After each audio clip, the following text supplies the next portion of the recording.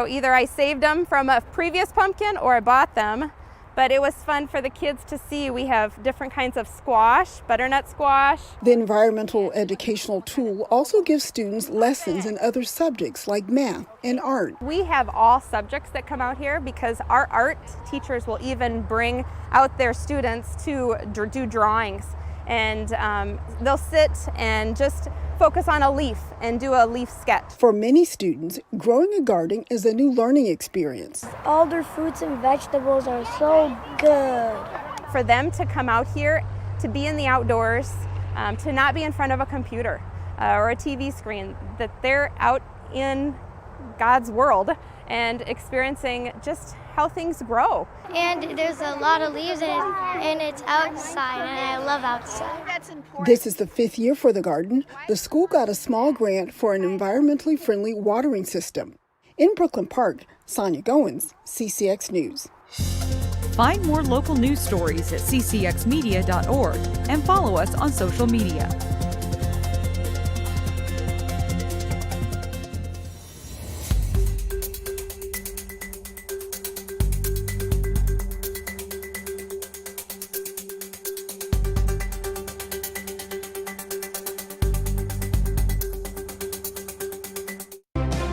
Find more prep sports games and highlights at ccxmedia.org and follow us on social media. What makes your community feel like home? Is it knowing what's happening in your neighborhood, or when people know your name? Connections make us a community. For more than 30 years, Northwest Community Television has connected citizens, neighbors, even sports fans through video. As life gets busier than ever, we will still offer you a connected community experience through CCX Media, so you can stay connected to the place you call home. Fancy pants peanut butter? A big screen television? You haven't even bought a sofa yet. A motorcycle? When your father finds out, he's gonna flip his shoes with 2 buckles? What do you even need 2 buckles for? Mr. Big Shot, buying whiskey shots for everybody in the bar. From the looks of it, I'd say nobody even remembers. Feed the pig. How do you see the world? Ha! At Shriners Hospitals for Children, we know that changing how you see things can turn them into everyday miracles. Like riding my bike. Breaking boards. Ha! Hugging my mom. Every day for over 90 years, Shriners Hospitals for Children has been sending love to the rescue, regardless of a family's ability to pay. If you know a child we can help, call or go online now. I want to eat apples and bananas. I need to eat apples and bananas. Why can't I eat apples and bananas? Support the Feeding America nationwide network of food banks to help provide meals to those in need. Join us at feedingamerica.org. What makes your community feel like home? Is it knowing what's happening in your neighborhood, or when people know your name? Connections make us a community. For more than 30 years, Northwest Community Television has connected citizens, neighbors, even sports fans through video. As life gets busier than ever, we will still offer you a connected community experience through CCX Media, so you can stay connected to the place you call home. CCX Media. We are your connected community experience. The Hopkins guy, maybe that's him, but I talked to him earlier and I don't think it is.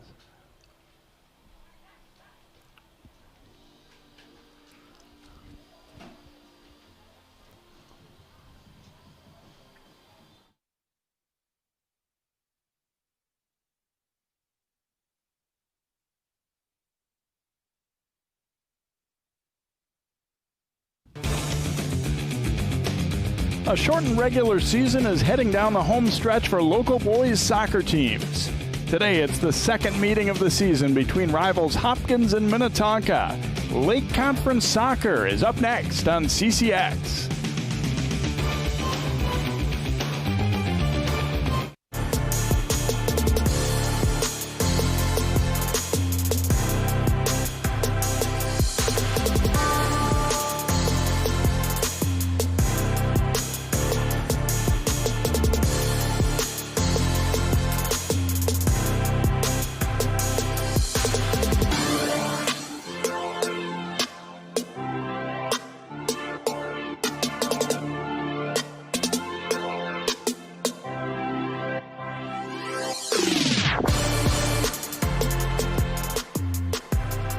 And welcome to Hopkins High School for Lake Conference soccer action here as the Royals welcome their crosstown Minnetonka rivals from Minnetonka High School. The Skippers having an outstanding season. Their only loss was to Wayzata, the team that is ranked number 1 in the state. And Minnetonka, Wayzata, Edina, 3 great teams. I'm Jay Wilcox, Jason Malillo joining us for today's game. And those teams have been kind of battling it out here, and we were saying earlier, with the shortened season, the conference title becomes something a little more meaningful, I think. It'll be interesting to see down the stretch, how that shapes up with those 3 teams in particular battling for the top spot. Yeah, I think they're putting a lot of significance on the conference, even more so than they usually do, because sections and state tournaments are so uncertain. So yeah, definitely a lot of pride and energy being put toward winning that conference title. And of course, Minnetonka, like you said, Jay, having a great season, ranked 3rd in the state right now in Class AA, and I think a really good team top to bottom, but with a really, really dynamic scorer in number 10, Dylan Olsen, senior forward for them. Yeah, the Royals are going to be shorthanded today, and they also lost this matchup the first time by a 10-0 count, so things not, necessarily in their favor, but they feel like they learned some things from that first meeting, and that they're, going to try and do some things a little bit different, defend a little bit different here. And we will talk about key players, and you mentioned Dylan Olsen. That's a guy that every team that the Skippers have faced have had some trouble with. You see 14 goals for him this year, and got a lot of all-around skill, and obviously he's somebody that they're going to have to be very aware of here this afternoon. Absolutely, yeah. And their coach was telling you, Hopkins coach was telling you before the game that they have to be more organized. That they can't give him space and can't let him get shots off. I mean, he's too good. And I think a kid who is equally dangerous with both feet, and once he gets in space, a kid like that is kind of rare in high school. You can't play him one way, you can't force him one way on the field, so you have to really lock him down defensively, and then hope that that your defense and your goalie can contain the other forwards on Minnetonka. But certainly you have to account for Dylan Olsen. And for Hopkins, we're going to talk about one of their junior midfielders, Peter Eklund. Again, they're without some of their key players today, some of their veteran leaders, a couple of captains are not going to be available. So guys like Peter are going to have to kind of step up and, maybe take that extra little bit of responsibility today. Yeah, for sure. I mean, I think 5 players out, and several of them are starters, several of them who play a lot of minutes. So, for sure, players like Peter Eklund, junior midfielder, for them are going to have to step up and fill those holes. And obviously that's a tall task when you're playing a team like Minnetonka. I think even if Hopkins was full strength, it would be an uphill climb for them. But with 5 guys out, you're going to have to really rely on some younger and more inexperienced guys to step up and fill those roles. Nice afternoon. We got a little bit of a breeze that, kind of cool things down a little bit. It sounds like this may be sort of the tail end of the warmth, and then we're going to be heading into the last couple weeks of the regular season, and then after that section tournament coming up. We'll take a quick time out. We will come back and get started with today's boys game, the Royals and the Skippers here on CCX.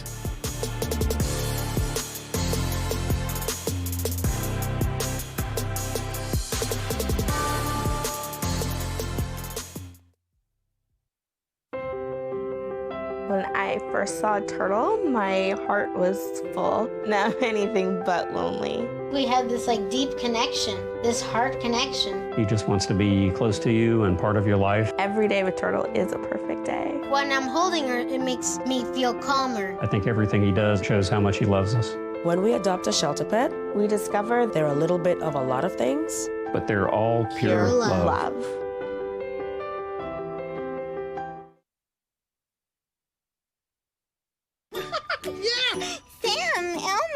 Hey, Julia, are you ready to play band with us? I'm gonna play my clarinet. And Elmo's gonna play his drum. Drum loud. Oh, well, you know what to do, Julia. Julia knows.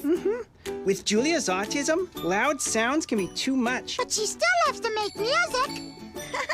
Play band. Early screening for autism can make a lifetime of difference. Find out more at screenforautism.org.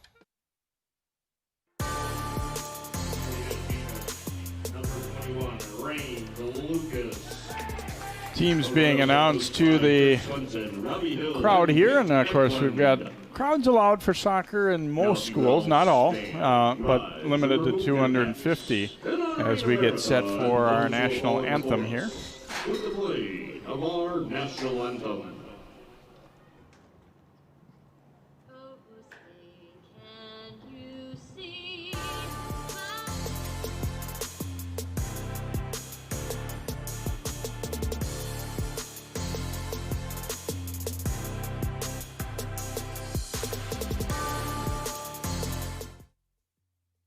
When I was your age, I was just like you, fascinated by stars.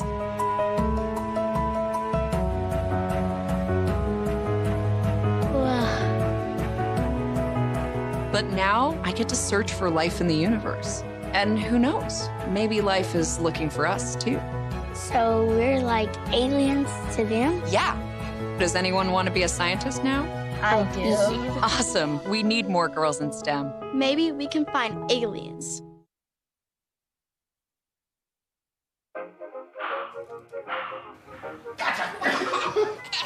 I surrender. All right, pal. Get ready for the day, buddy. Hey, Dad. Hey, Dad. Do we have a gun? What's that? Do we have a gun?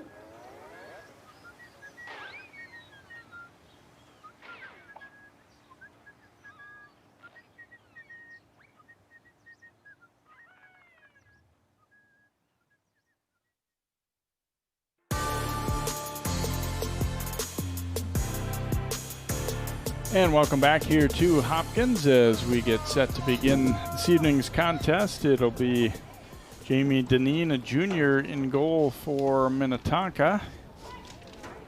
And for Hopkins, they've got one of their captains, senior Jonas Swan, in goal. And we are underway as the Skippers will get first possession here.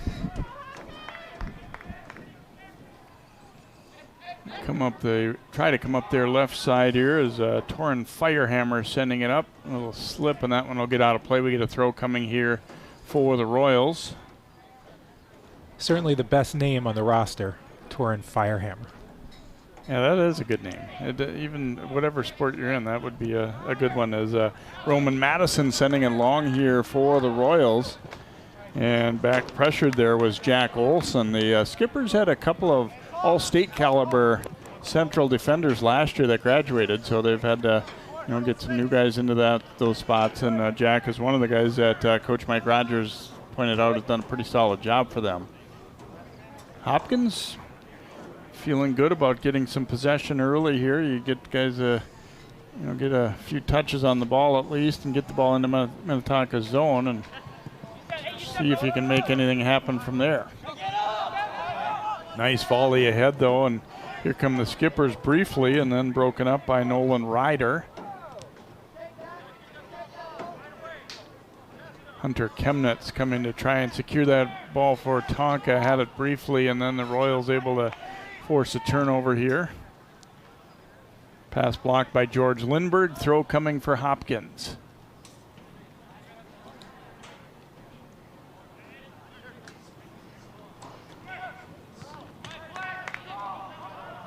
Long throw in there, trapped down by Ishmael Castro Montoya. Headed to an open spot in the middle there. Olsen coming up to meet that one. Minnetonka got caught a little flat-footed there. They all kind of look at each other. Who's going to play this one?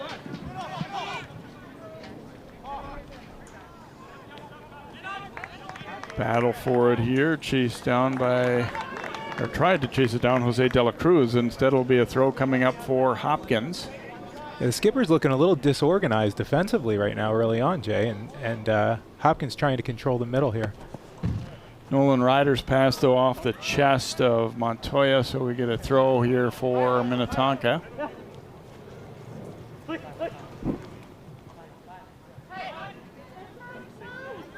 Hustling up to meet it there is Dylan Olsen. He's going to chip it long with the left foot. It is onside for Chemnitz. Chemnitz in alone. Hunter Chemnitz, a goal.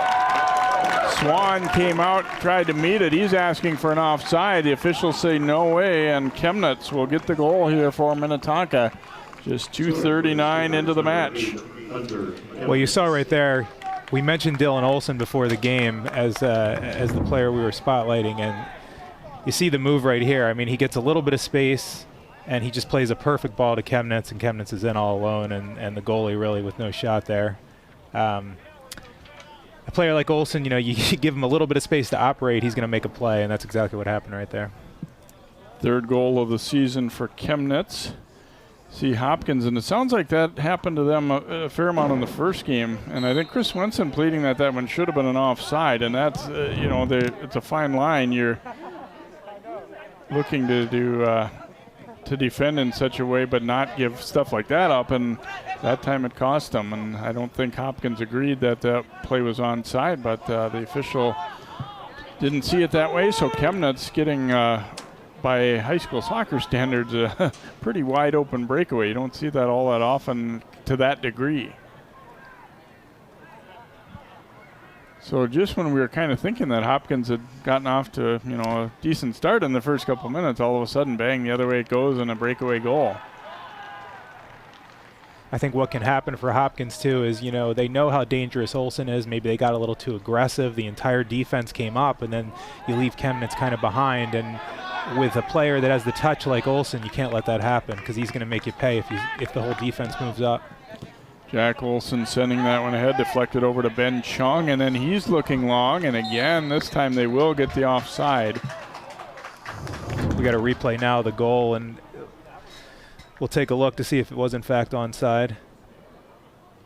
Yeah, when that ball was passed is when it matters, and I could go with, I think it was, he was about even. Yeah. With that defender. It looked like a good goal to me. Very close, but you know the better players will cut it perfectly like that, you know. So it's I think the correct call by the official, or non-call. Nice steal there at midfield for the Royals, and then chipped ahead by Madison. Jake Herbert getting out there to knock that one away, so we will get a throw coming up for Hopkins.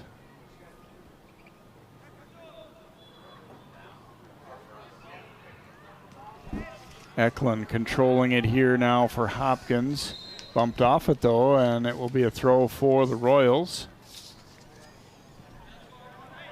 Hopkins coach Chris Swenson, I think, still working the official over that offside call. Obviously a free kick, not a throw in here, and they got that one in deep, and Jack Olsen pounding it high into the air. And back it'll come. And that one's going to be deflected out off of Minnetonka's Jake Hennon, the young freshman who stepped in and done a pretty nice job for them this year. So we will get a throw coming here for Hopkins and Gavin Hoffman. Tried to come right back to him, but that pass was out of play.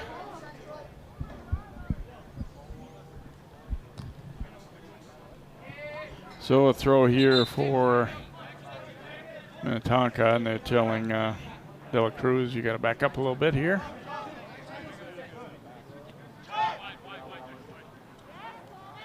Ball freed up. Briefly, Royals nearly had a turnover there.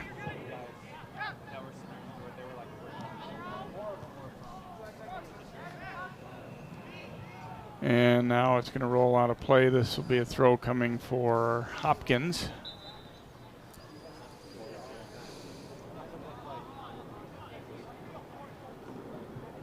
Monroe Chumklang throwing it in there for the Royals.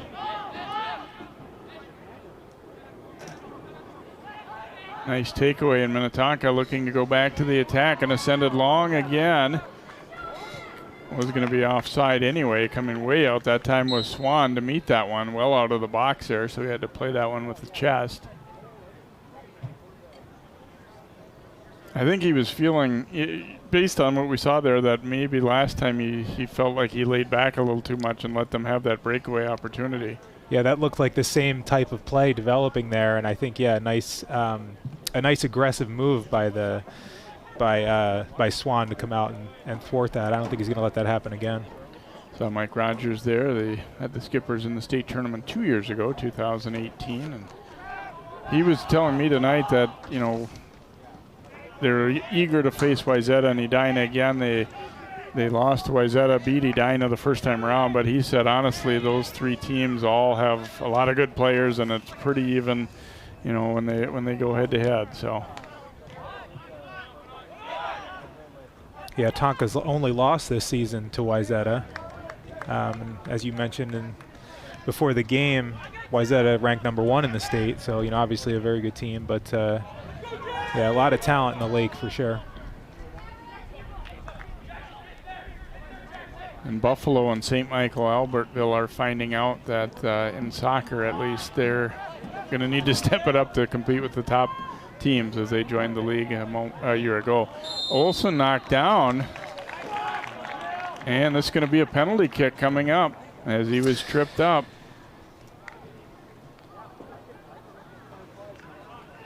And so Minnetonka will get a chance to add to its lead as Dylan Olsen was breaking in with an opportunity to line it up for a shot on net when he was knocked down, and really no hesitation on that whistle. So Olsen will get himself a PK here.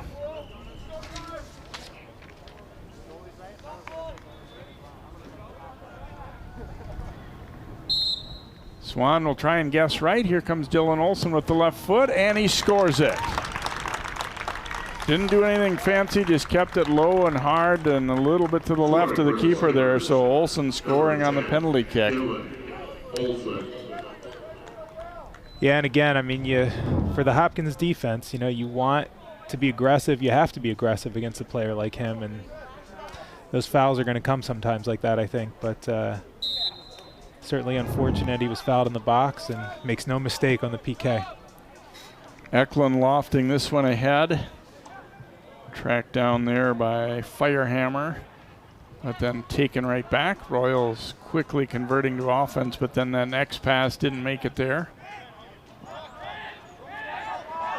Chung charged up to meet it there, but the Royals able to get it back as they got a nice defensive wall there. Chumklang able to keep possession there. He almost had it knocked away, and then his pass, however, was stolen, and here come the Skippers one more time. Cross there, but it'll bounce in on Swan.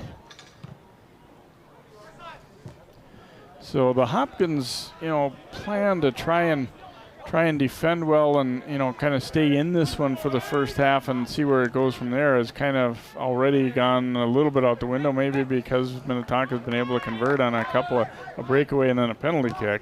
I mean, you don't completely change your plan, but just what they had hoped to do was kind of stick in it for a long time, and that part of it is on the scoreboard is not working out. Firehammer with some space to go out to the left. Now chipped out front here, and this one will be Swan's to grab up as Jake Hennon was charging in.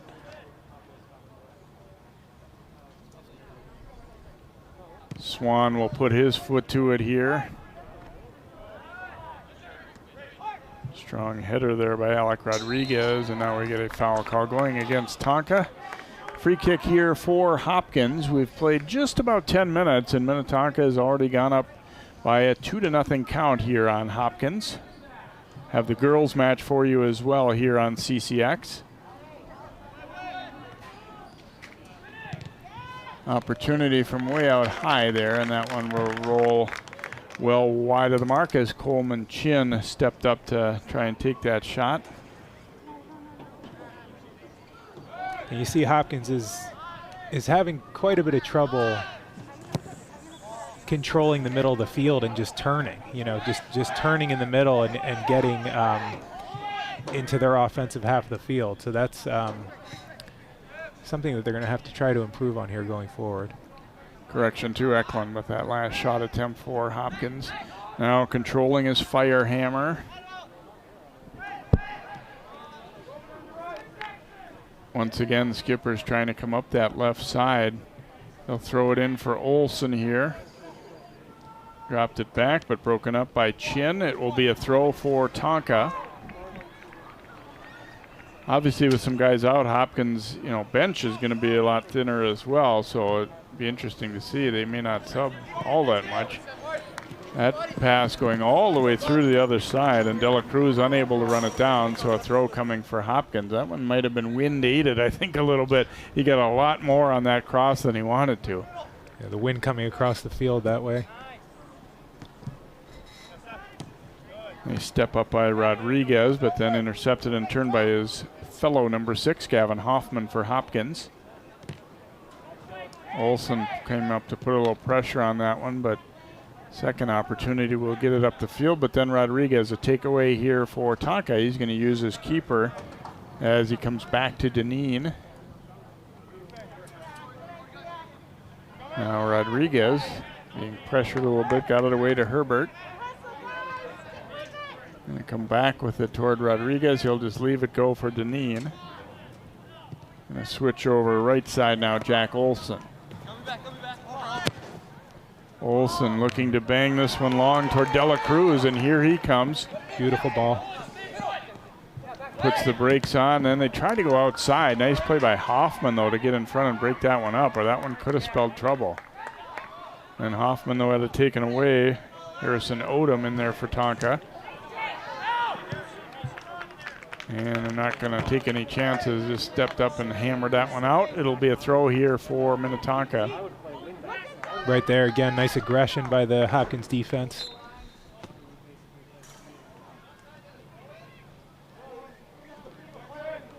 Subbing in now for Hopkins is Clyde Reddish, number 13.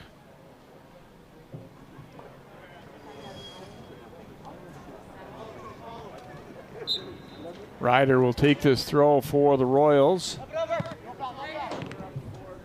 And then knocked away. They loft it long. Hoffman coming back.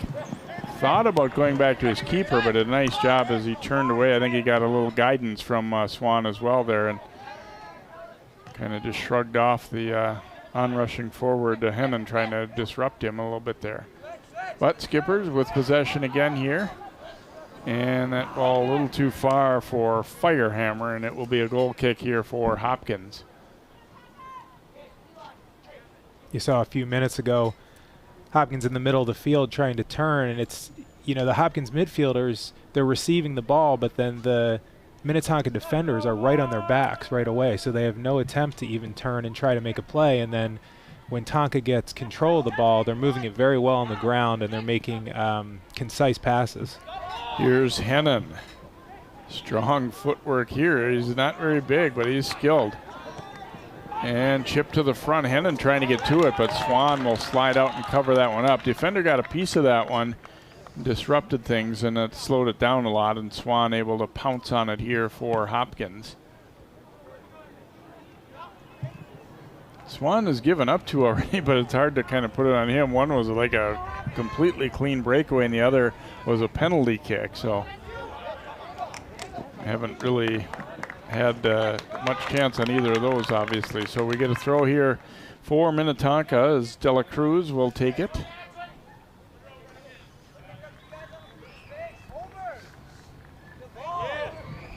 Looking to go to Hennon here. He is asking for a foul call, but not going to get it. And it will be a goal kick upcoming here for Hopkins. Yeah, for Jonas Swan, you just hope he's not beating himself up too much over those two goals, because like you said, very little chance on either one of those. So He just needs to forget about those and concentrate on saving whatever comes at him the rest of the way here. Colin Panoff, number 4, coming in for Hopkins. Entering the game for the Royals, number 4, Colin Panoff. Hoffman heading it high in the air, then it went off Ryder. And this will be a Tonka throw as it's out off of Eklund. De La Cruz going to trigger it in quick here. And they dropped it back. Rodriguez looking to switch fields over to the left and then chipped right to the front there. That was really more of a pass probably, but it winds up right in Swan's hands.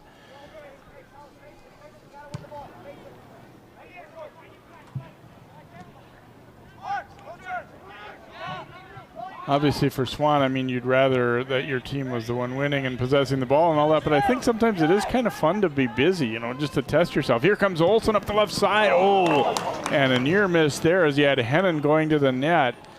And Olsen was down hard there, but I think he's all right, more disappointed than anything, as it looked like that one might result in another goal opportunity there, as just missing the far post and Hennon just missing being there in time as well.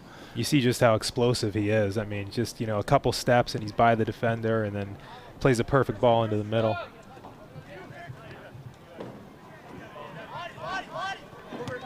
Skippers get it back and now send it for Hennon up the right side. Hennon stepping back to get it and does win the ball back and take that left-footed shot and a low skipper in, and Swan plays it on one hop. Hennon, you could see he got bounced around by a lot bigger, older guy, but he didn't, you know, sit there and pout. He just went back and won the ball back and got away a pretty decent attempt. And listening to Coach Rogers before the game, he said he's going to be special. He's already kind of is by this point, but you can imagine a guy who's, you know, excelling this much as a freshman in the Lake Conference, what he's going to be like by the time he's a senior. Yeah, I like this kid. He's he gets bounced around a little bit, and he's just doesn't give up on the ball. Obviously has some skill, but has some grit too. Rodriguez sending that one. It's deflected away, and it'll be a throw for Minnetonka. Ryder did the best he could there to just interrupt that one, and even though he wasn't able to control it, he at least lets his D get regrouped here and get back.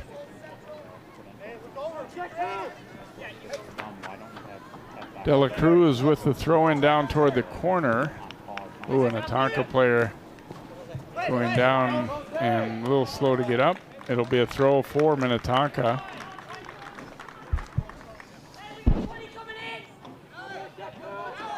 A little bit worrisome, I think, for the Royals that more and more here the play is kind of stuck in their end. Ooh, nice little move by De La Cruz, and then his crossing pass was snuffed out. It'll be another throw, though, for Minnetonka.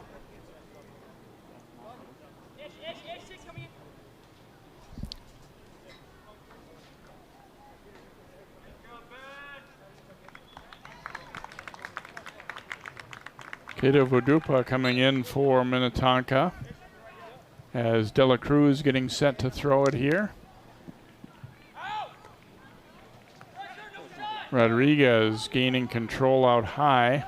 And then over to Firehammer, and he'll drop it back, and that shot ripped over the top as Firehammer got underneath that one a little more than he would have liked, but another decent attempt there for Minnetonka. Goal kick upcoming here, and this time rather than Swan, he will allow his defender Hoffman to take it.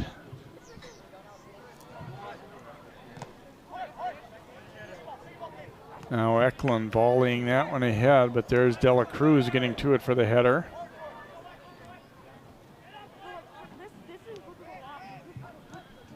And the Royals forced back with it.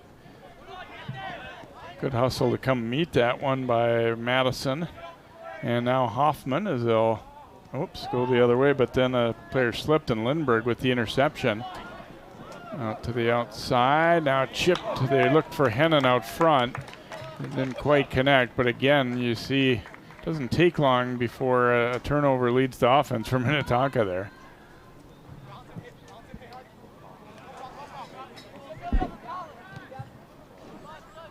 Played out to the right side here.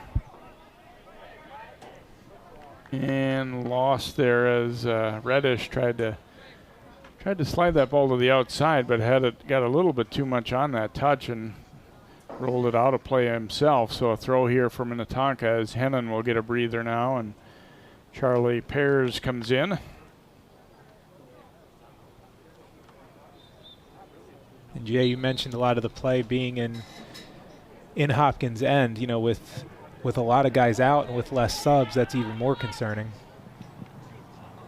And that one was a little dangerous there, but they'll head it back to the goalkeeper, Deneen.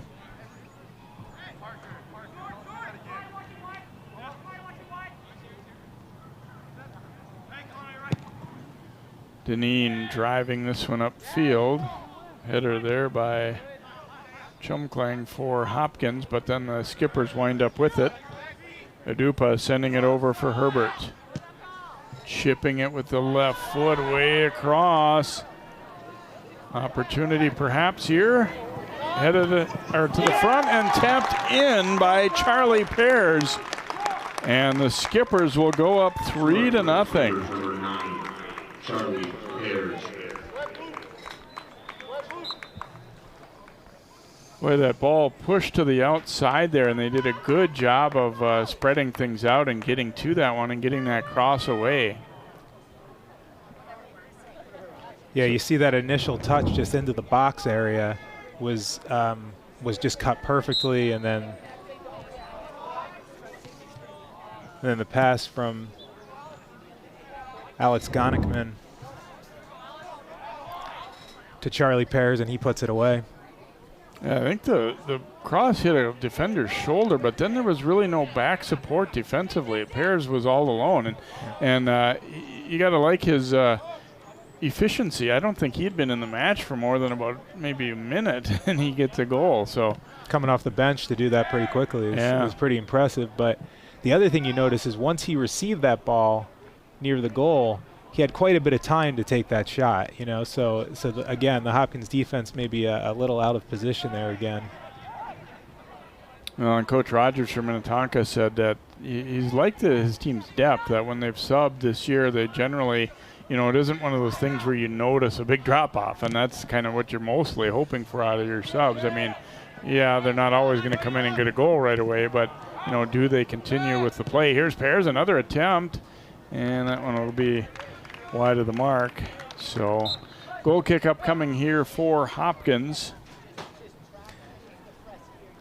I'm pretty sure Pears' father is a coach for one of the freshman teams at Minnetonka, so he has soccer in the family, so to speak.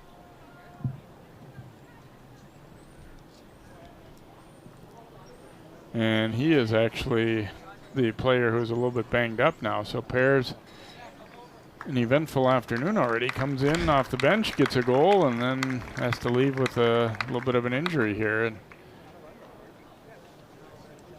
And that will bring the freshman Hennon back in.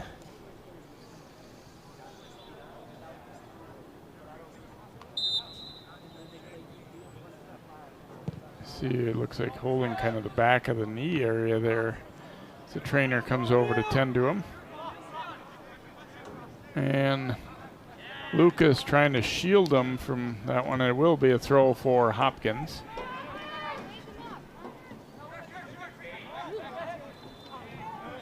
Adupu able to get the steal, then he gets the pass back.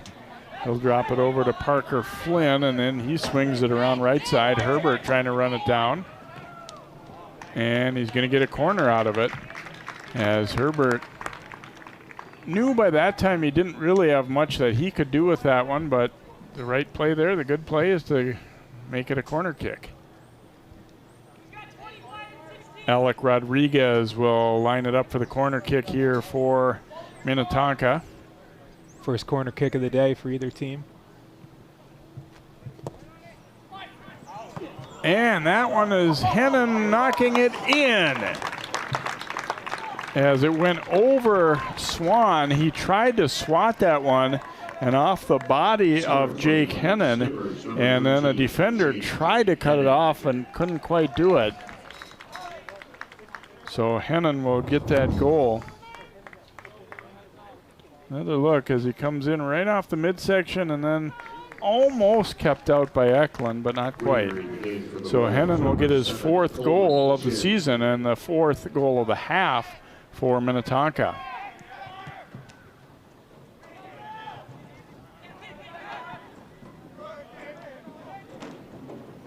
Odupa dropping it back there for Flynn.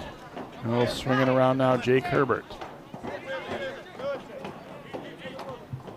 Eklund lifting it to the outside here, but Jack Olsen will come over to cut it off for Tonka. Ooh, playing that one back. That wasn't such a great idea. First shot stopped, second block, but now it's going to roll just wide of the net. Oh, great opportunity there for Hopkins, and just not quite able to finish it. As had about 3 whacks at that. The back pass was ill-advised as they were, I think, trying to go to Deneen, but it didn't get enough of that one, and it left their D in a really tough spot.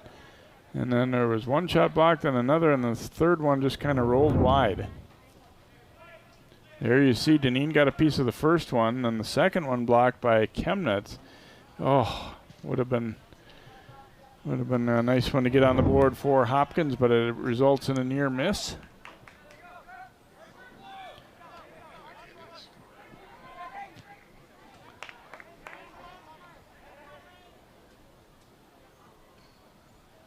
And that one's going to roll out of play. We get a throw coming here for Hopkins. Yeah, if you're Hopkins, I think the opportunities are going to be few and far between, so it's unfortunate they couldn't capitalize on that one, because they're very rarely controlling the ball over midfield, you know, as they head toward their offensive side of the field. That ball intercepted. Adupu sending it ahead now to Hennon, who comes back to meet it. Nice steal there by Eklund. Eklund had that pass denied there by Herbert, so we get a throw coming for Hopkins, and Eklund is showing up a little bit and making some plays here for the Royals, but obviously they've got a long climb to try and chip away at this one, trailing at 4-0. Headed out of play, we get another throw coming for Hopkins.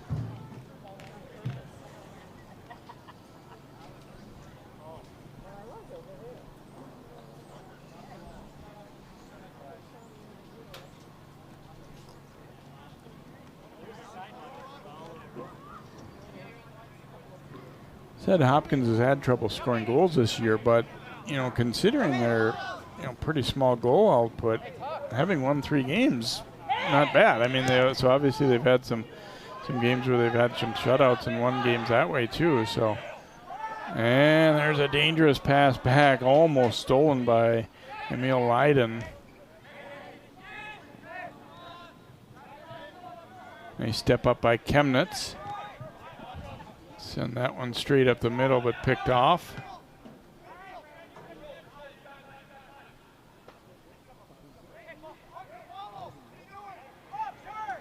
Eklund receiving, Minnetonka dropping back off a little bit, and then the pass ahead broken up.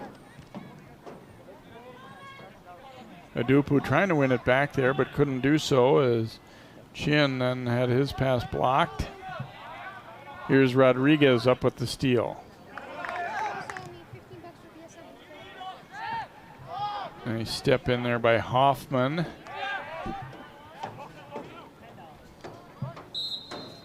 And this foul call going against Minnetonka. Free kick here for Hopkins. A little over 12 minutes to go in the first half. Minnetonka has scored 4 times and leading at 4-0 here.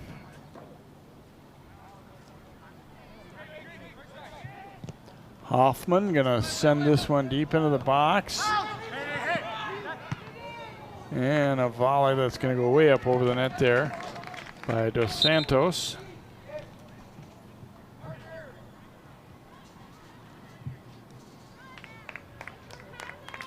So goal kick up coming now for Minnetonka. With number 12, Elijah Anderson.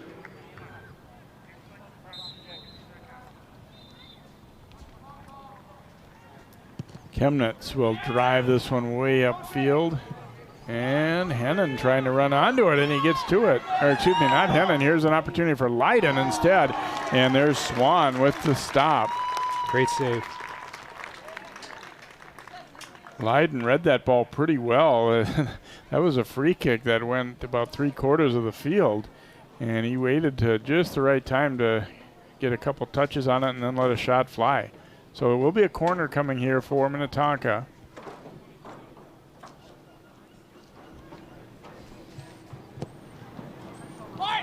Swan this time gets a good clean path to that one and able to grab it up. First corner, he tried to punch out of there, but it got over his head, and then he was really kind of stuck in no man's land, and Hennon able to knock it in off his body. So it'll be a throw for Hopkins.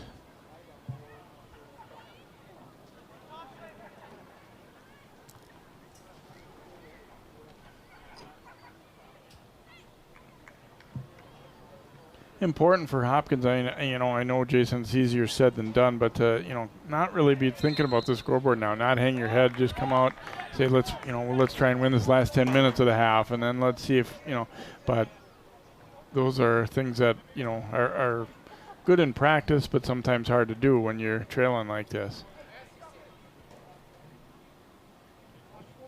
Chemnitz surveys the field here. He has a strong leg out front for the header, and it'll be Harrison Odom missing high and wide with that one. We get a free kick, or a goal kick rather, for Hopkins.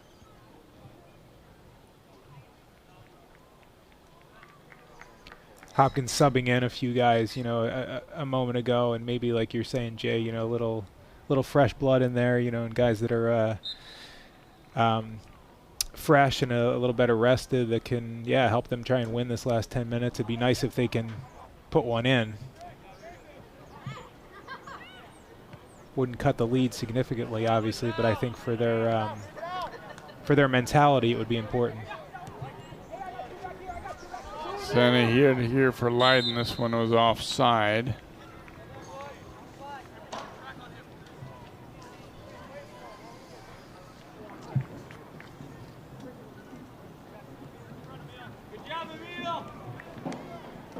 So another goal kick for Swan.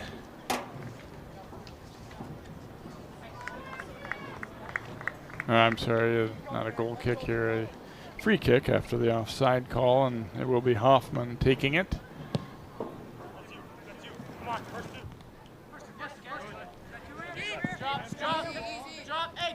Santos trying to turn, and then we had a foul call going against Minnetonka's Jake Herbert. So you got too much of the leg of Eli Anderson there, and free kick here for Hopkins, and in a spot where they might be able to launch one into the box here as Gavin Hoffman gets ready to take it. Went low with it, and then that one driven way out of play by Herbert. Be a throw for Hopkins. Chin will quickly get it in, but he threw that one, got too much under it. He could have just played it right to his feet quick there, giving his guy a little better chance.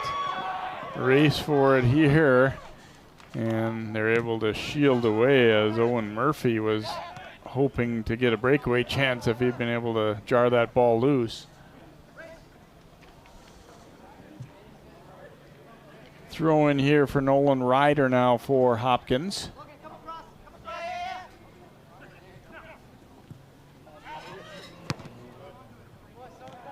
Hoffman stepping in to break that one up here.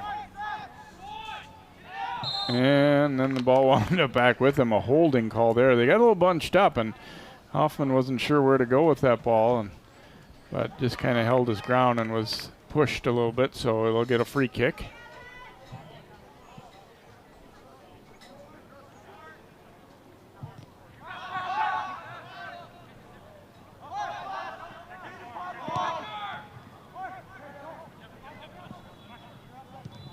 Jumkling's pass broken up. It comes right back to him, though. This ball to the outside by Lucas.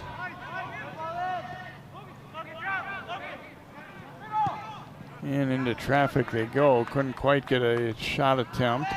That ball crossed, but Rodriguez stepped up to knock it out of there. Now Rodriguez trying to send it up the sideline there for Murphy, but he mostly missed that one. Good strength by Hopkins down low, though, trying to make something happen there. Yeah, it's interesting. What we've seen, you know, it kind of is bearing out what I was thinking. You can be a decent or at least average team in this conference, but not look very good when you're playing the Minnetonkas and Wayzatas and Edinas. I think that's kind of, not just this year, but in the past several years, kind of the spot that Hopkins has been in, where, you know, if you're looking at all the AA teams in the state, they're probably middle of the pack, but hard to look good against those really elite teams too. And that one banged out off of Minnetonka's Leiden, so we get a throw coming up here for Hopkins. Yeah, I think it's kind of, you know, it's become almost cliche, but, you know, you'll hear Lake Conference coaches and players say, you know, there's never an easy game in the Lake. There's never a night off, you know, but it's kind of true, you know. I mean, and for the teams that I think are sometimes on the lower end of that, like Hopkins, I mean, they're facing teams almost every conference game that are ranked in the top 5, top 10 in the state, you know. So it's an uphill climb for sure.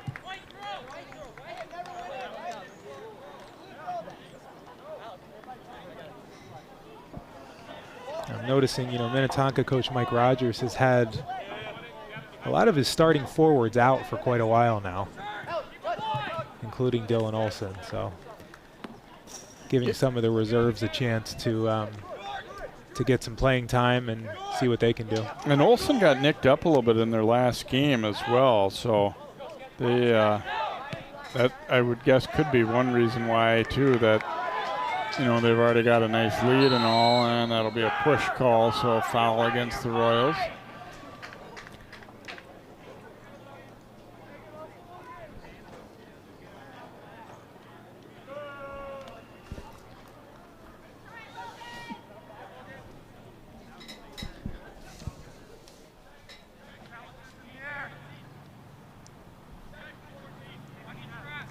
Deneen putting his foot to it here for the Skippers. So we've got under 4 minutes to play in this opening half. Kind of scored in a variety of ways. They had a breakaway, they had a penalty kick, they had a goal directly off a corner kick, and then a nice crossing pass set up another one.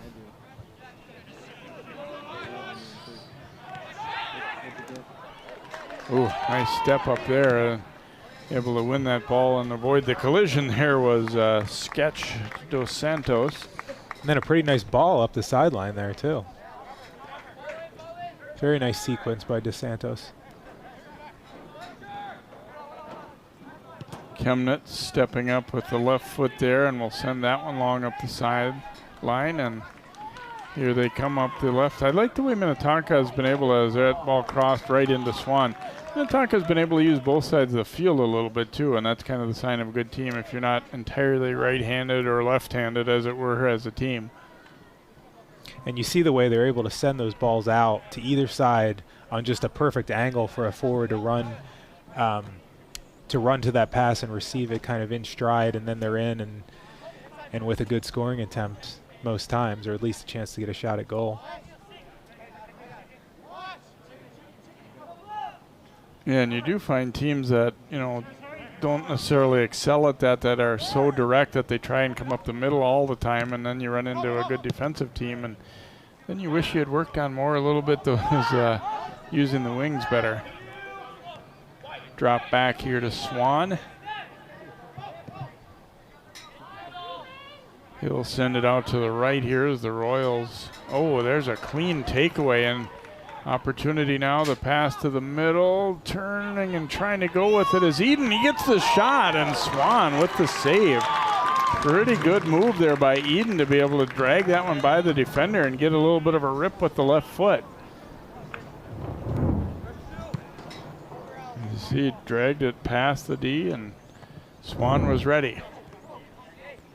Really nice quick shot too. Real quick release on with the left foot there. Boy, and the steal out top was so clean too. It was like all of a sudden Hopkins realized they were needing to get back defensively. Usually you don't see a ball stolen quite that cleanly, and it really created that chance too.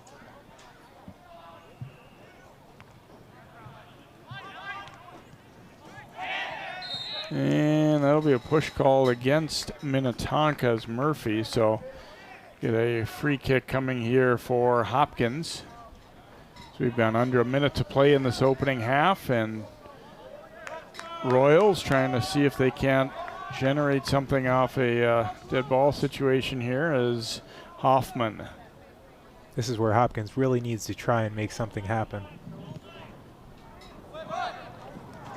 And that one skipping off. It's going to be a corner, yeah, but they're going to be winding down time-wise here. Under 25 seconds to go in the half, but should have time to get it away and get an attempt anyway. Monroe Jumklang will send it for the Royals. And that one off a Tonka head, and it goes way out to the other side. Royals keep it alive briefly. Now Lucas sending one just wide of the net, and time's going to tick down to zeros here, but a little bit of an opportunity late for Hopkins, but overall Minnetonka certainly have the better of the play here. Our halftime score in this one is Minnetonka 4 and Hopkins nothing. We'll have first half highlights and then our second half of soccer here on CCX Sports.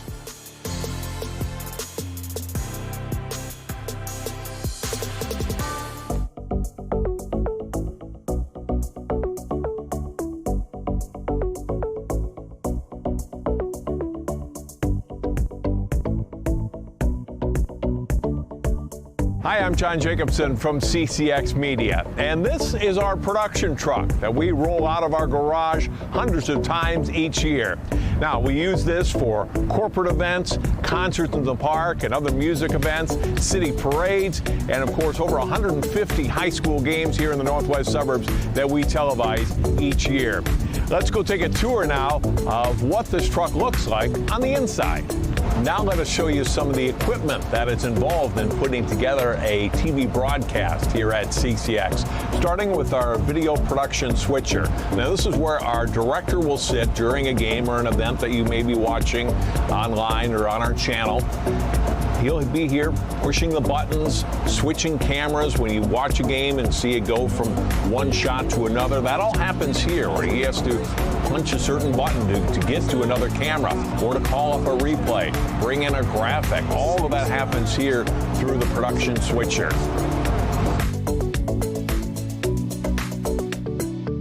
This is our video replay system that we use at CCX. Now, our replay operator will sit near the director, and he or she will be able to see all the video that were being inputted from our different cameras and be able to find the best replays. And when you watch a game and we replay a great play that just happened and analyze it on TV, it all happens here, and the replay operator has to be quick on their feet and pick out which shot is the best, and oftentimes we'll have multiple replays of a great basket or touchdown or whatever it is, and that person can see all the different replay options they have from the cameras that we have set up.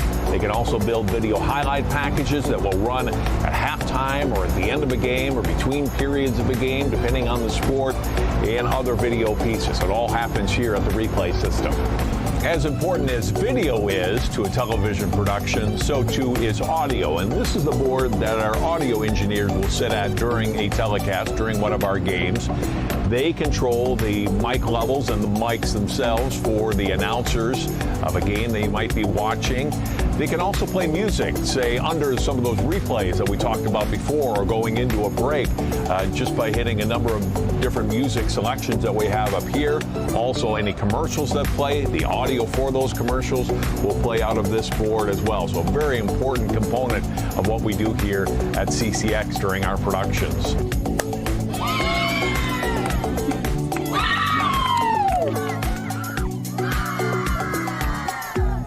Our truck also supports 5 broadcast quality cameras with full control here in the truck of the color, brightness, and a variety of other things that make that video rich to you at home. Finally, this is our graphics station. This is where our graphics operator will sit during a game, bringing up graphics, say a player's name during a game, maybe their statistics to that point, full screen graphics as we call them, with high school rankings or standings, as well as what we call the score bug. And that is when you turn into a game wanting to know what the score is, how much time is left. It's right there on your screen pretty much all the time. That happens here at this station as well. So graphics, obviously a huge part of watching a game or an event that we produce here at CCX. So there you have it. Now you know a little bit more about what goes into the production of a CCX event. Hope you've enjoyed it. I'm John Jacobson.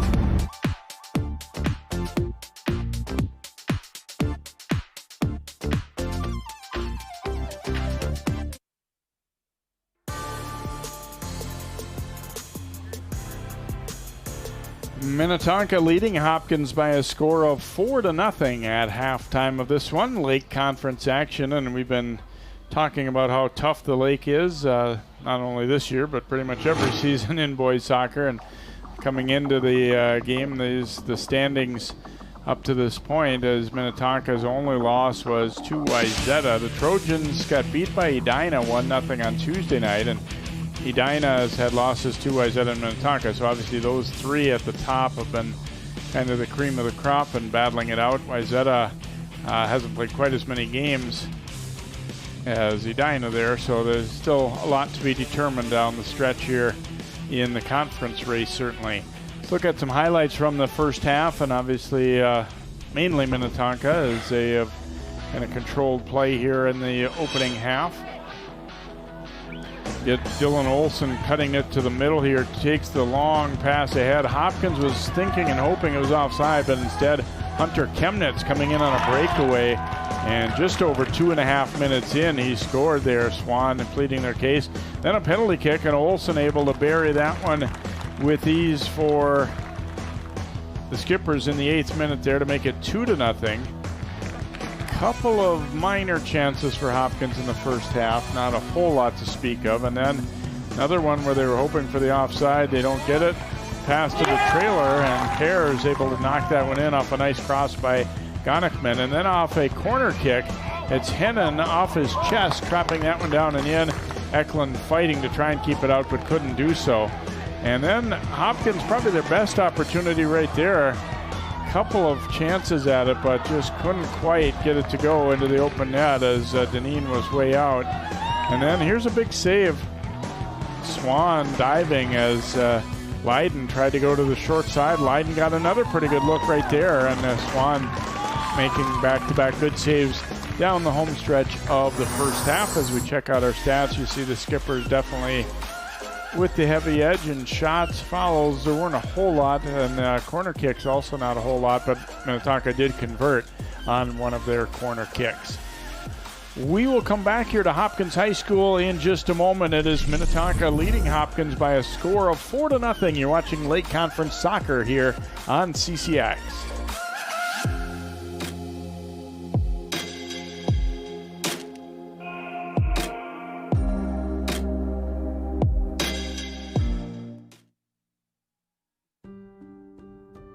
It is normal, even healthy, to feel stress. But the coronavirus has many people worried about health, work, and the future. That stress can add up and make you sick. Some signs of too much stress are sleeping too much or not enough, eating too much or not enough, headaches, stomach aches, or rashes, and feelings of disbelief, fear, or irritability. If you find yourself with any of these symptoms, take a break to just breathe. Inhale for 4, 3, 2, 1. Hold for 7, 6, 5, 4, 3, 2, 1. And release for 8, 7, 6, 5, 4, 3, 2, 1. Repeat this 4-7-8 breathing pattern 3 to 4 times.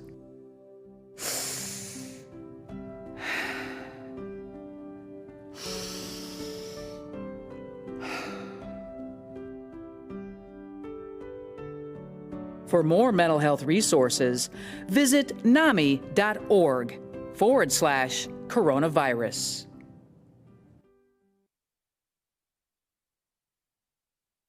You told me not to talk to strangers. You told me not to cross the street without looking both ways. You told me not to touch the stove. You told me not to do drugs. You told me not to drink and drive. You gave me so many messages about how to stay safe.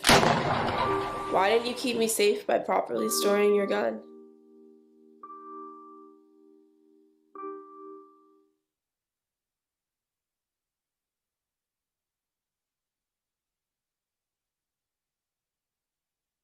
My Shiro doesn't always wear a cape, but she always has time for a hug, a smile, for going the extra mile. My Shiro stretches every dollar, puts in long hours, puts others first. But now it's your time, Mom. When you're ready to retire, we want you to be able to enjoy it. It's time to start saving now. A free 3-minute online chat can give you the personalized tips you need to start boosting your retirement savings today. Visit aceyourretirement.org/Shiro.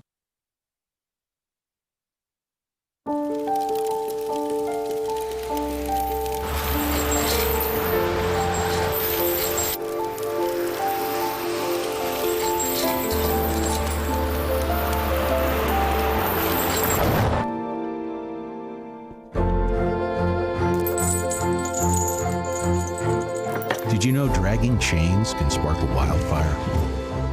Only you can prevent wildfires.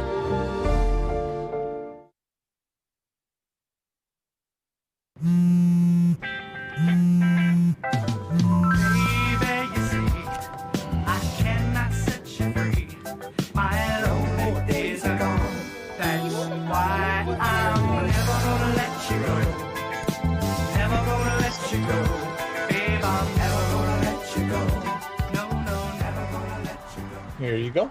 Thank you. Thank you.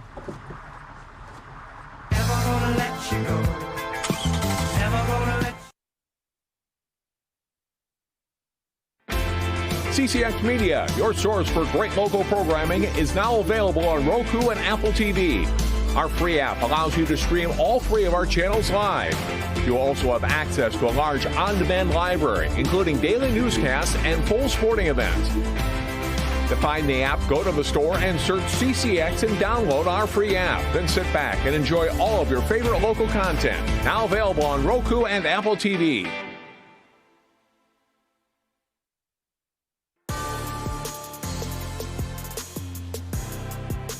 Welcome back here to Hopkins. As you see, Dylan Olsen is back on the field to begin second half. So, banged up a little, as we said. He may not probably play the entire rest of the half here, but get him a few more minutes and get back and running a little bit. Coach was quick to point out that he was kept off the scoreboard against St. Michael, but it was mainly because he didn't play much because he was injured.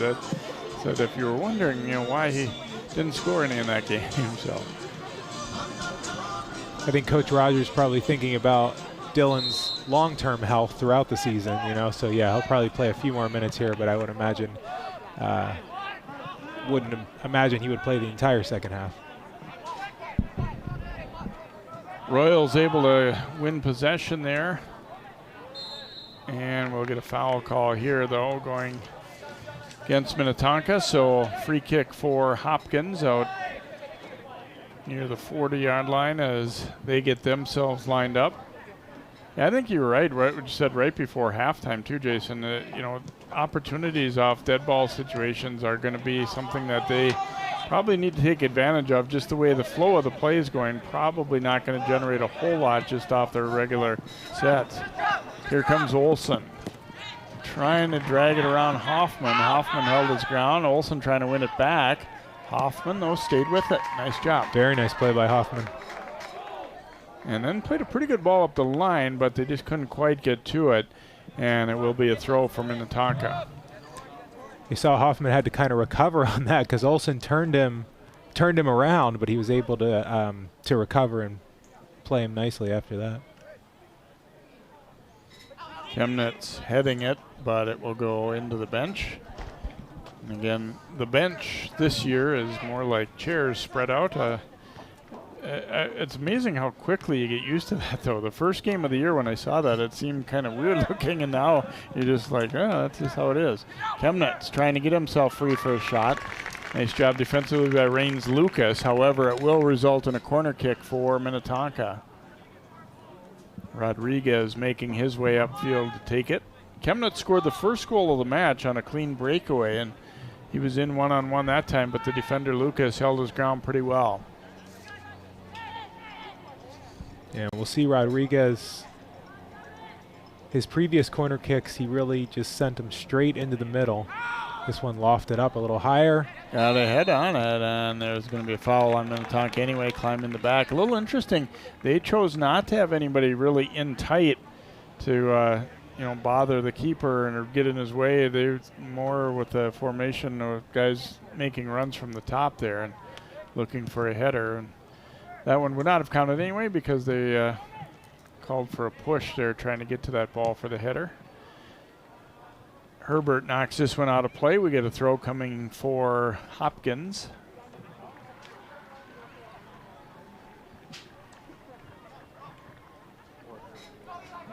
To the outside. Can he run it down? Not quite. Be a goal kick here for Minnetonka.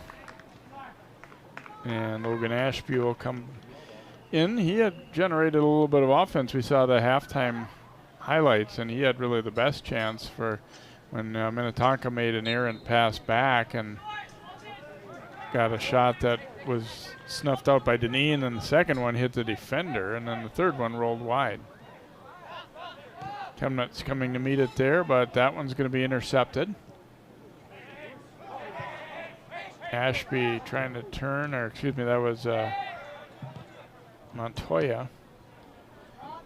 Now Olsen leading it. He'll go ahead for Hennon, but coming way out is the keeper, Swan. You see that Swan has made that adjustment to be more aggressive, right? We mentioned it early in the first half. I think, the speed and the touch of Olsen burned Hopkins a few times, but he certainly made that adjustment. And I mean, it's hard because you don't want to be overly aggressive with a team like Tonka that has so many offensive weapons, but you have to be aggressive. Otherwise, you're going to get you're going to get way too many breaks in on goal. Yeah, it's really a kind of an overlooked part, I think, for a keeper is decision making is really more important than your physical skill. I think sometimes deciding when to come for a ball and when not to. Well, he has so much ground to cover. I mean, coming out to the top of the box is a long way to come out. That through ball there rolling all the way to Swan. And if he does attempt to come outside the box, yeah, that's a long run for him. Yeah, and if you don't time that correctly, what's a good player going to do? A good offensive player is just going to chip that over you and be in with an open net. Or take 2 steps to the right or left and tuck it past you also, yeah. So you guys get burned that way for sure. Here's Olsen coming with the left foot out to the outside. Firehammer tracks it down. Getting across away. Here's the header, and Swan is there as Chemnitz trying to direct that one in. He got a decent header on it. I mean, it was enough that it would have went in if the keeper wasn't there, but didn't get a chance to drive it into the top corner like he was hoping. Very nice ball by Firehammer, though. Yeah, those are the kind that, I mean, you're disappointed they don't go in, but you're impressed with the setup anyway. Olsen trying to win this ball, and he does. Here comes Olsen. Steps aside, fires and scores. Battled through a defender. He got almost tripped up, but it didn't faze him, and he stays with it and scores his second of the night and 16th of the year. Great little move. We'll see it on the replay. He just kind of rolled it away from the defender, got himself a little bit of extra space here. Watch him just roll it with his right foot right away from the defender to his left foot, and then finished right in tight there. beautiful little move. Beautiful little subtle move to gain that little bit of space he needed to score. Yeah, and a lot of guys don't have the experience or confidence to, you know, they're thinking somebody's got to be coming. I have to get rid of this ball quicker. But he just outweighted Swan. I mean, like you said, Jason, it's such a big net to cover when a guy's got the ball in that close, and he just kind of allowed Swan to guess and guessed wrong. There's Ashby getting an opportunity there, missed it wide with the left foot.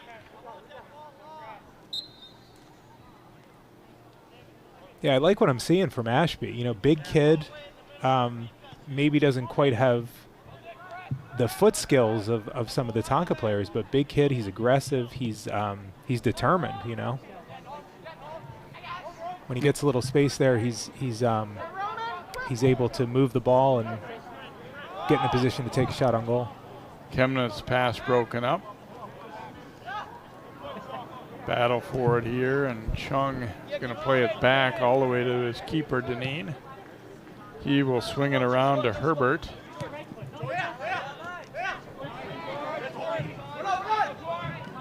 Beautiful passing by Tonka, though. They move the ball so nicely. Firehammer up the middle for Olsen. That one was a handball. Not offside, but a handball as he played it off his heel and it came up to his hand there, so.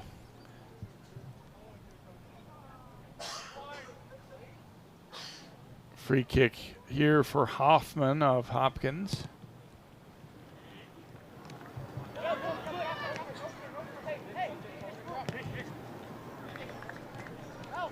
Couple nice passes, but then broken up by Herbert.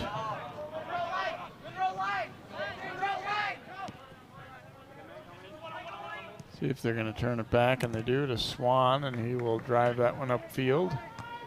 Rodriguez first to it, and Montoya lofting it. Jack Olsen's going to play it to his keeper.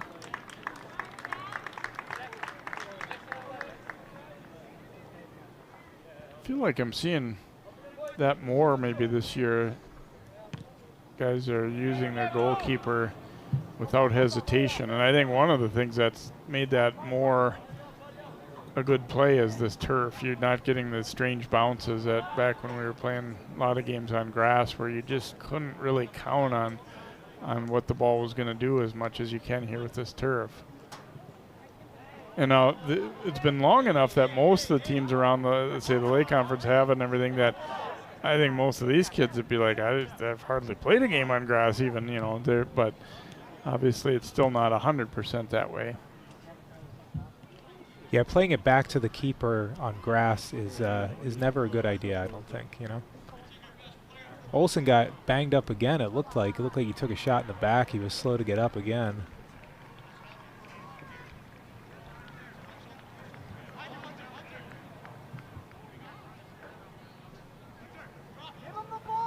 Yeah, this ball got well away and had to be retrieved. Where are the ball chasers, Jay? There's no ball chasers. No, and I think I think in certain, you know, some of the games we've done, that's been big. I think it's a COVID-related thing that they makes sense. don't have the designated, you know, young kids or players that are outside of this, you know, team grouping. Right, that makes sense. Nice ball back to Rodriguez. Ooh, a big collision there. Ouch. Hennon's head hit Chumkling in the cheek, it looked like. You got it right in the cheek or the jaw. And there will be a foul called against Minnetonka. Here's another look at this collision with Roger. He'll come back with the head. Oh, where did he get him in the nose? In the nose even, yeah. Looked like he held his kind of cheek or nose. Yeah. Usually the top and back of your head is going to win in a collision with the face, and looks like he's all right though. Going to stay in the game. That shot right in the nose is certainly unpleasant. And Olsen will be called for the push as he tried to free himself up for that ball. And free kick coming here for Hopkins.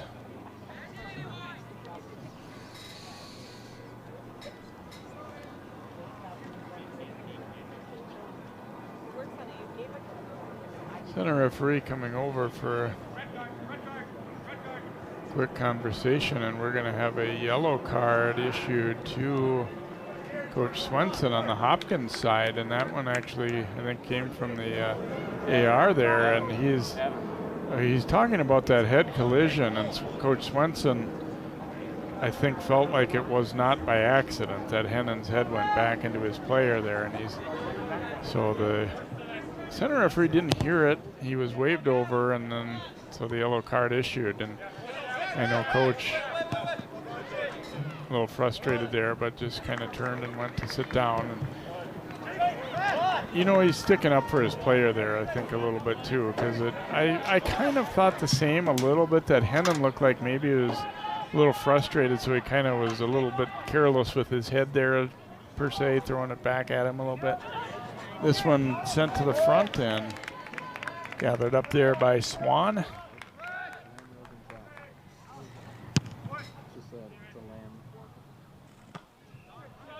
Yeah, maybe a little aggression with the body there by Hennon, but I don't think you can call that a foul.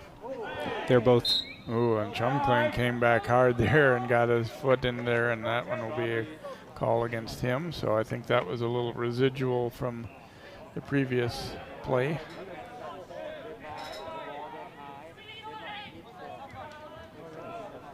Hunter Chemnitz will take this free kick here for Tonka. Ball lays loose at the top of the box. Olsen trying to get to it, took a swing at it, but it was already booted out of there. Firehammer got it over to Hennon.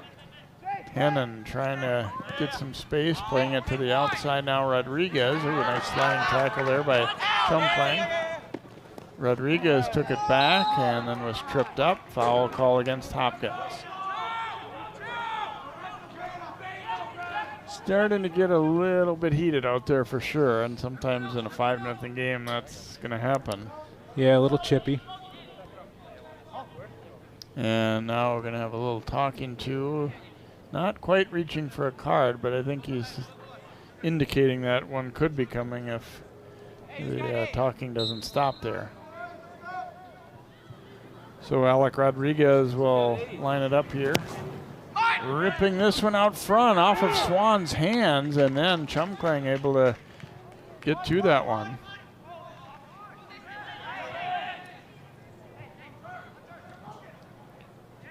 Chemnitz had it, couldn't get past Eklund. Eklund will turn and send it to the middle. A little bit of a dangerous one, but it got there over to Jackson Malone.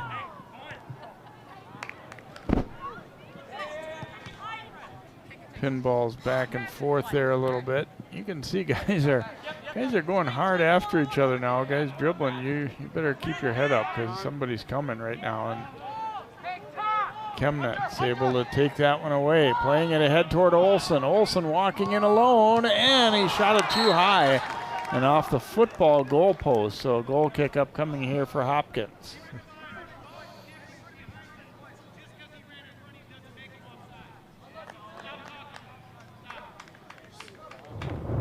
Chemnitz with really nice penetration there, and you see there, Olsen just chips it over. Re-entering the game for the Royals, number 4, Colin Pana. He's trying to put that through the uprights. Maybe he wanted 3 on that, Jay. Schlager, Dos Santos. So a free kick, or goal kick here for Swan.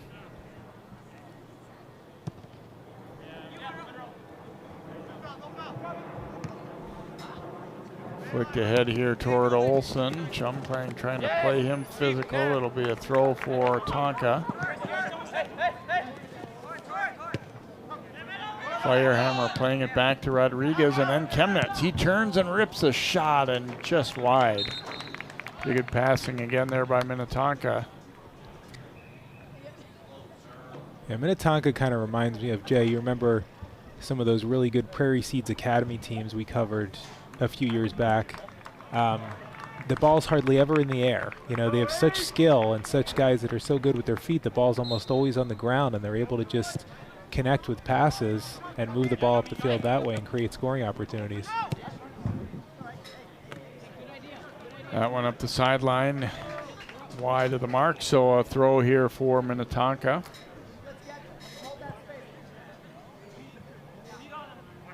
Lindbergh will take this throw here for the Skippers. Coming for Olsen up the sideline. Olsen trying to get by Hoffman. Turns the corner a little bit, then put on the brakes. Olsen kept possession as he's double teamed. And knocked down. It will be a foul call just outside the box. We get a free kick. Olsen trying to plead the case that it should have been another penalty kick, but I think he was just outside. Or, you know, you're going to generally give the benefit of the doubt and not call that unless it's a sure thing there.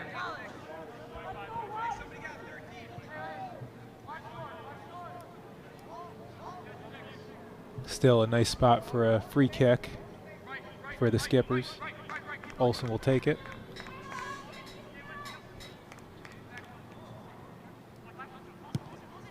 Tap it low, and this one not going to count it. I don't know if I don't think they had signaled it ready for play. So not offside, it's just they're going to make him redo it. Yeah, center referee hadn't even turned around, wasn't even looking. And so now he'll give the signal and we'll do it again. Gonna chip it up in the air this time. The header try didn't really pay off. Hennon up with it. Hennon now crossing it to the front. Comes all the way through over to Olsen. Sidesteps a defender, but then mishit it and fired it wide to the left.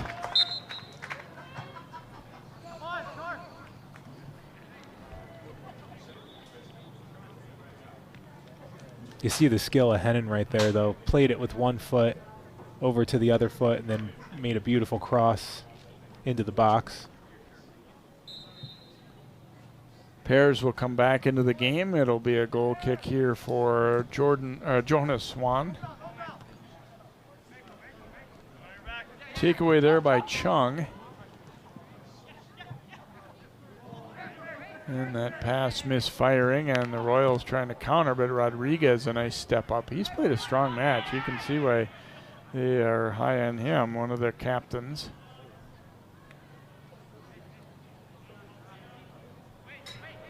Be a throw coming for Hopkins here.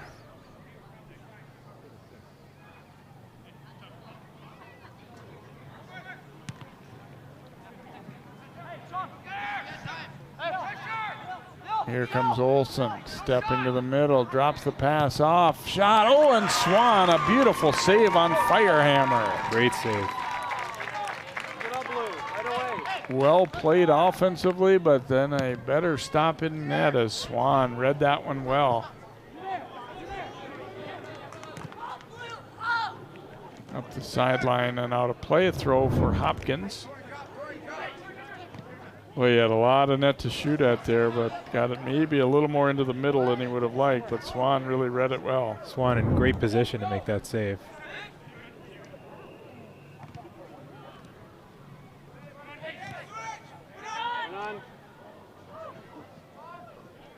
Controlled there by Chin. Now chipped way across looking for Ashby. That one's going to go all the way through, and goal kick up coming here for Minnetonka. First time we've been in the Skipper's end of the field for a bit here. It was 4-0 Minnetonka at halftime. They've added one more here in the second half, early in the half, as Dylan Olsen scored his second of the match. So a throw in here for Hopkins. I guess I'm a bit surprised the Skipper's still with a lot of their starting guys in there, but it's about halfway through the second half now. Maybe they'll sub out soon.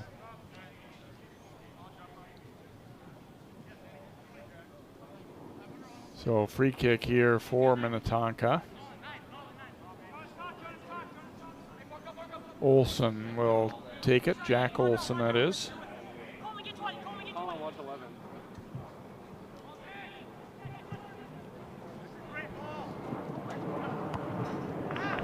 Header there by Ryder of Hopkins, but Skippers get it right back.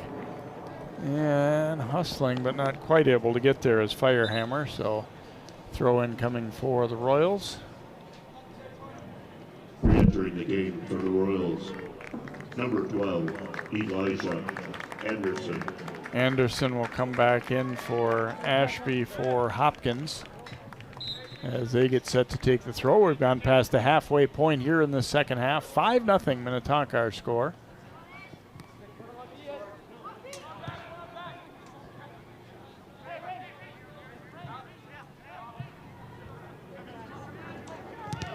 Olsen putting on the pressure. Wow, almost had the steal there.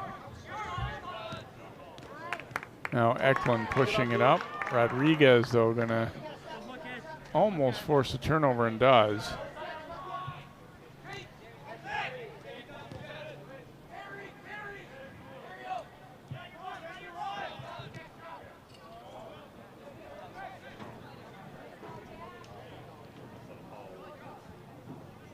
Minnetonka next week will be hosting Wayzata and then playing at Eden Prairie. So I think the fact that there's just 2 games per week this fall too probably changes a little bit how you sub and things, and maybe not as quick to take guys out because of that a little bit too. You want to make sure they're getting enough time to really gel and everything too.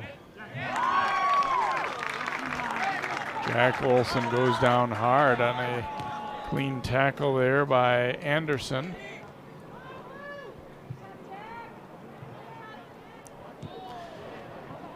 And now he's going to stay down here. Olsen was up for a moment and then had to get back into a sitting position there, as it looks like maybe right ankle possibly that he's favoring.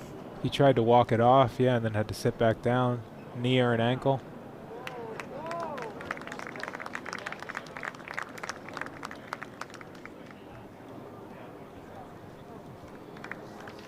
And that's the thing where you wonder about too, what you were saying. It's kind of a twofold thing. Is, you don't maybe necessarily want to run up the score, but you also don't want to get you guys hurt. There was a stretch where things were getting really pretty rough out there, and we just kind of saw the tail end of it. That play was ruled to be clean though. The referee was right there.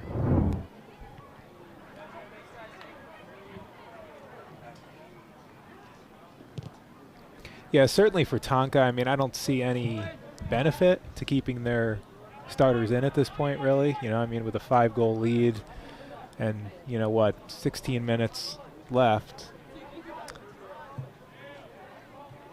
I certainly don't think, they're not trying to run up the score or attempting to do that at all. But like you said, yeah, I mean, there's getting guys comfortable, getting guys used to playing a whole match, because they're going to need to do that when they go up against the Wayzatas and the Edinas and the Eden Prairies, right? I mean, the starters aren't going to be able to come out in those games. Those games are going to be probably closer than these games, so you need to make sure guys have the stamina and fitness to be able to go 80 minutes,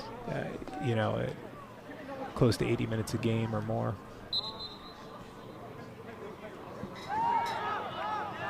Pears sending that one, and it's going to be Swan able to scoop it up.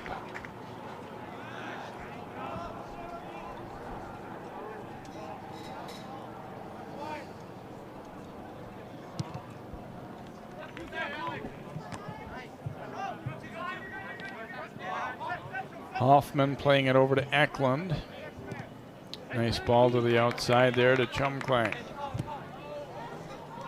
And Chemnitz read that one well. It was a pretty good pass, but well defended also. Now Rodriguez.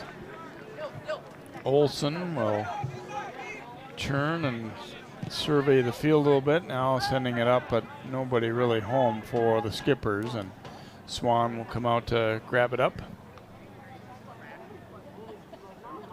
But you're right, Jay. You see the skill of Rodriguez right there. Able to control the ball in the middle and just really those first couple steps really fast. Gets the ball up to Olsen, and they're gone the other way. The transition of the Skippers is pretty impressive.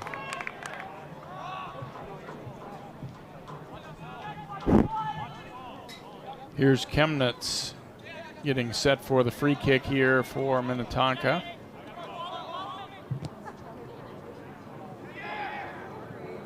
High bouncer, and shot on, but Udupo would rather have that one to do again. He didn't get all that much of it.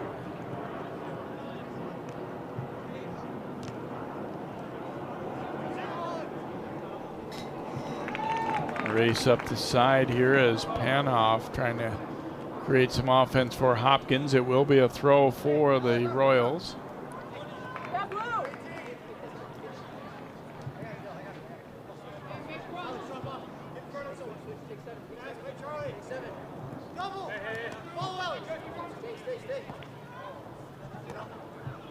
Header flick to the middle there and then booted out by Harrison Odom.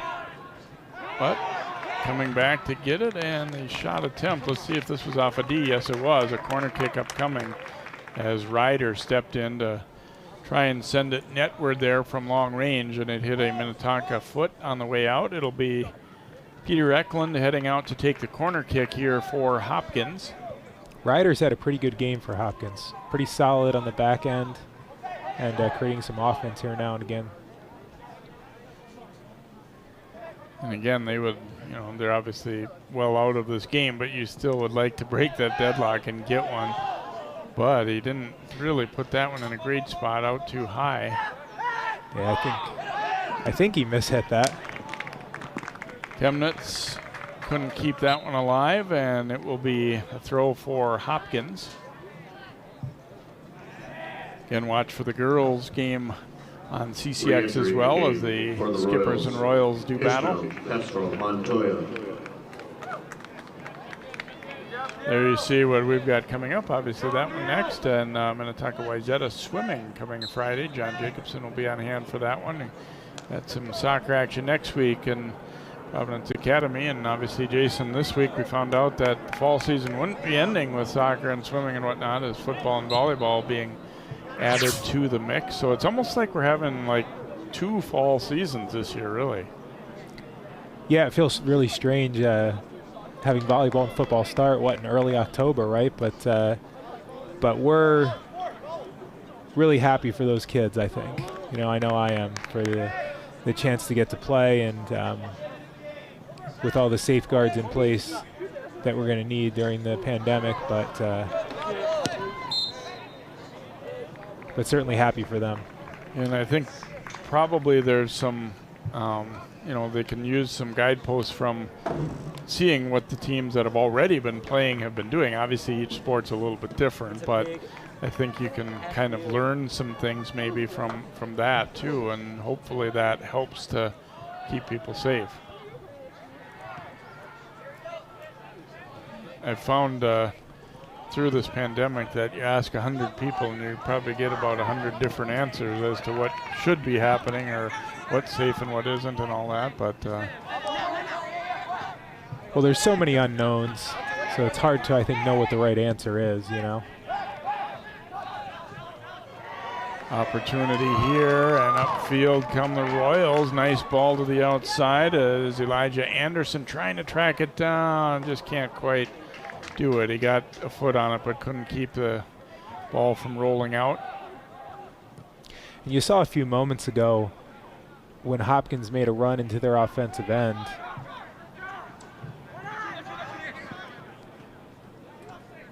Not that Hopkins doesn't have forwards that are fast or have skill with their feet, but if you watch the angles that the Minnetonka defenders take, they're always in perfect position, and they're always taking those angles that make it hard for the Hopkins attackers to do much with it. And so that's that's what a good defense does, and that's made it harder for Hopkins to sustain any offense this game. Chum playing up with that one, playing it nicely there to Ishmael Castro Montoya. Now they look long with it, and that one will be out. Under 10 to play here now. 5-0 Minnetonka. The first time they played it was 10-0, so the Royals want to take any solace that they've kind of closed the gap a little bit here, although they were down 4-0 at halftime. And again, if you're just joining us too, Hopkins playing without 5 regulars here tonight, so kind of short-handed, even beyond the fact that just Minnetonka is such a good opponent. not the opponent you want to face with 5 guys out, right? Yeah, exactly. And the bad news for them is it doesn't get any easier coming up ahead. Their last 2 games after this one, just Wayzata and Edina. So they didn't exactly save the easy part for last. Here's an opportunity. Oh, and a shot just wide. Swan did not get a piece of it apparently, so it will be a goal kick as Emil Leiden had a couple pretty good chances in the first half and almost had himself one there. Swan made every effort to get to it. He couldn't quite reach it, but probably fortunately so, it ended up just being wide.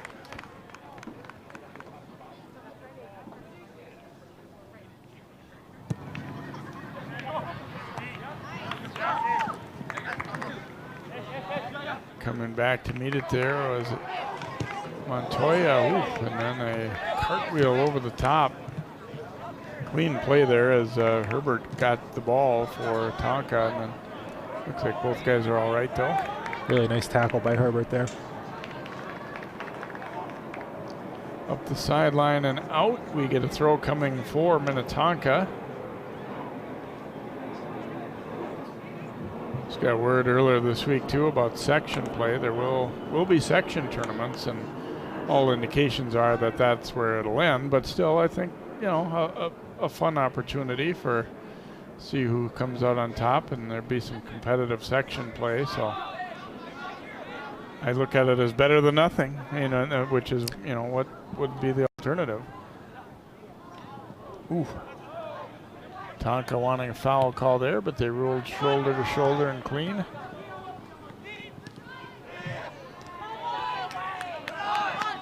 Chemnitz trying to turn and go. Eklund took it, but it's going to be a foul against Eklund. So a free kick here for Minnetonka. Yeah, I think in our COVID world, better than nothing is a pretty good mantra, right? Yeah, there was very much a question whether there would be soccer to be played either. And fairly or unfairly, I think the football and volleyball people are, their kind of thought was, well, if soccer can play, then why can't we? And then ultimately that kind of was maybe listened to a little bit to some extent. I mean, obviously there are other factors coming in. The fact that most of the states around us ended up playing football, I think, was maybe a little bit of it too. And yeah, and I think, when I heard that the Big Ten was going to go, that day, I really thought there was a good chance that the State High School League would reverse or at least revisit its decision. And that's kind of what happened. But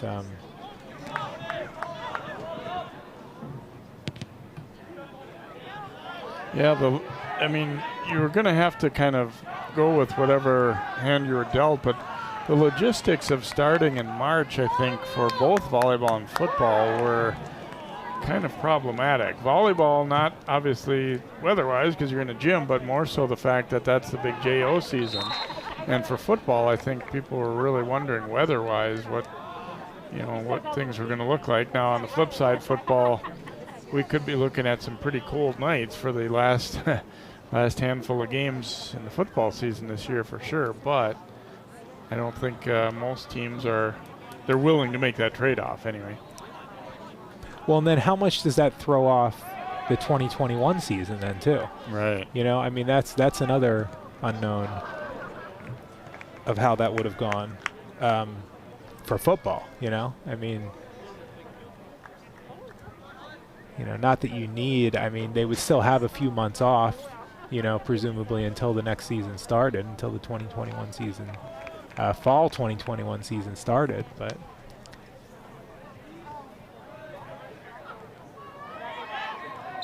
Handball call there, and we will get a free kick for Hopkins as we're down to 4:35 to play in this one. Skippers were up 4-0 at half. They added one early in the second, and then no scoring since that point, and we stay at 5-0. Chemnitz knocked that one high into the air. Shot attempt was blocked.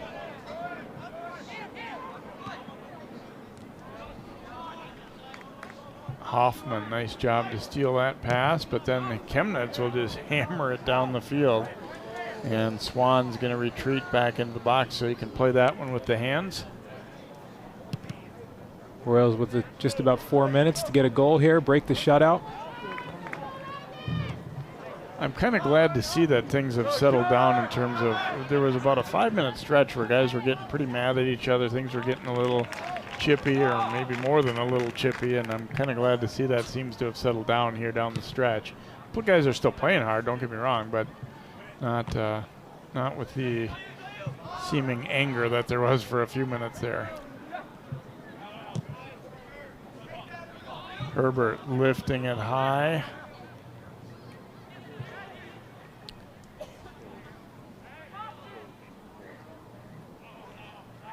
Yeah, you're never sure how that's going to go, right? You know, there's a hard foul, and then there's a card, and then there's another foul, and sometimes that can just kind of that can snowball. But you know, credit to the players. I mean, they kind of policed themselves on that. You know, they didn't let each other keep it going. You know, they kind of just settled in and started playing hard again, hard, clean soccer again. So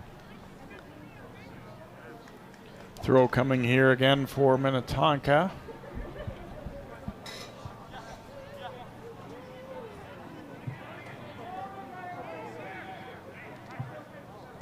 Chip back to the outside now. Oh, swing and a miss there on a bouncing ball. Tough to control that one. And a nice takeaway there in traffic. Royals will come up with possession. Hoffman played it back there for Reddish, but knocked loose from him. And now foul called against Minnetonka's Parker Flynn. So free kick for the Royals.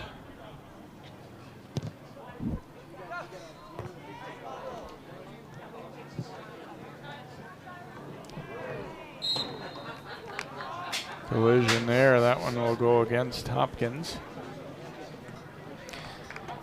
Chunkling putting up his hands there, but I think he knew that was a foul.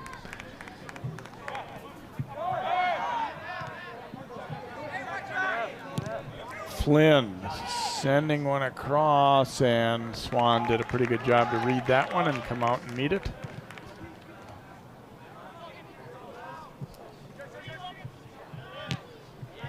Chemnitz driving it deep into Hopkins territory again.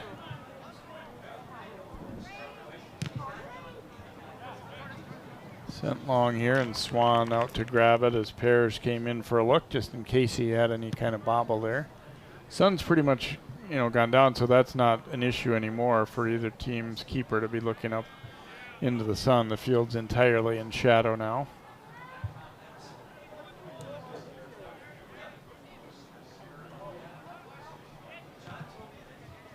Knocked up field there nicely by Gonickman, and now they send it long toward Pears, and keeper out. And the follow-up try is going to bounce way wide, as obviously Swan was out beyond the box, so could not play that one with his hands, and didn't really hit it all that well with his foot. Just for a brief moment, he was probably thinking, oh no, they're going to get possession here and just loft one over me. It's one of those ones we were talking about earlier where I think Swan had to come out and be aggressive on that, but he didn't get a good hit on the ball, so a potential chance for Tonka, but it didn't work out, luckily for the Royals.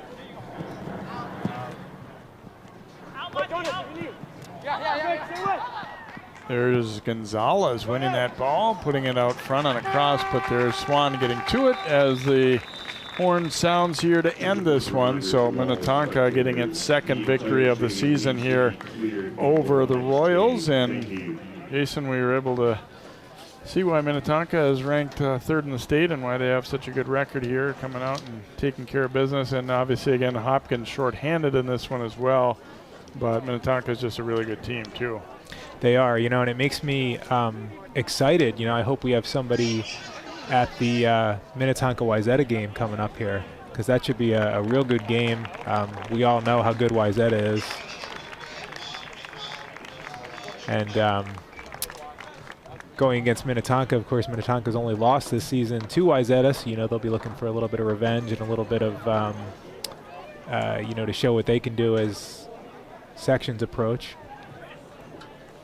So best of luck to both of these teams down the last regular season games and then into their respective sections as well. And we thank you for joining us, and a reminder to watch the girls game between Hopkins and Minnetonka as well.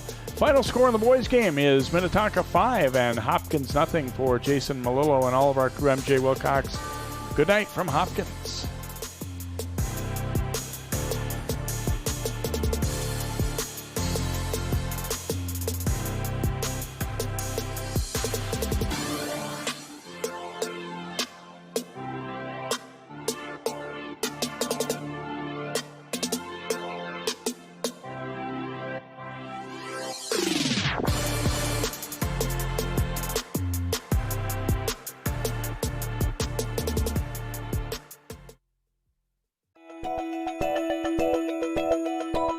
CCX Media. We are your connected community experience.